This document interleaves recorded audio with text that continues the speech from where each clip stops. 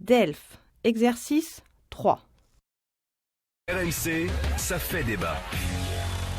Ça fait débat avec vous, Mathieu Roux. On en parle du bio. Est-ce que vous faites confiance au label bio ? On connaît tous ce label, le label AB. C'est les 2 lettres auxquelles on s'est habitué, de couleur verte, qui a été créé en 1985 pour distinguer les produits issus de l'agriculture biologique garantie sans pesticides.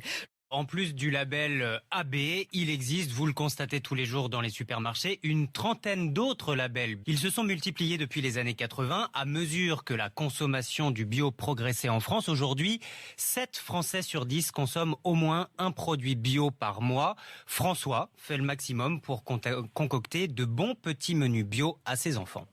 Un peu pour du lait, pour quelques produits laitiers, pour les produits pour les enfants, pour les bébés surtout. On ne veut pas les empoisonner, ce sera meilleur pour eux, moins de carences en vitamines ou autres, et moins de pesticides et toutes ces choses-là.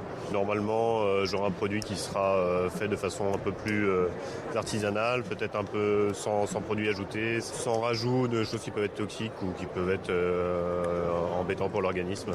8 milliards d'euros, c'est le montant du chiffre d'affaires de la filière bio l'an dernier, en augmentation de 12% sur un an. La France est le 3e marché mondial du bio, derrière les États-Unis et l'Allemagne. Un marché presque autosuffisant puisque 71% des produits bio proviennent de France, les œufs, les produits laitiers, le vin notamment.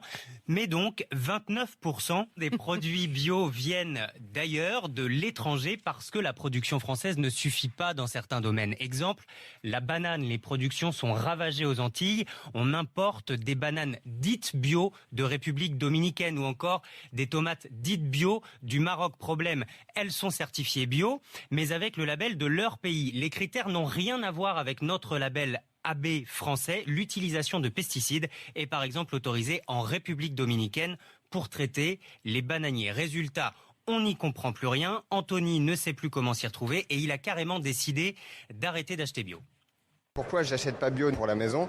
C'est parce que les produits, on ne sait pas exactement d'où ça vient. On arrive à un point où on ne sait plus ce qu'on achète. On ne connaît plus les produits. On arrive sur des produits bio. On ne sait pas forcément si c'est français, si c'est étranger ou même de l'Union européenne. C'est pas Redlo, si je puis dire.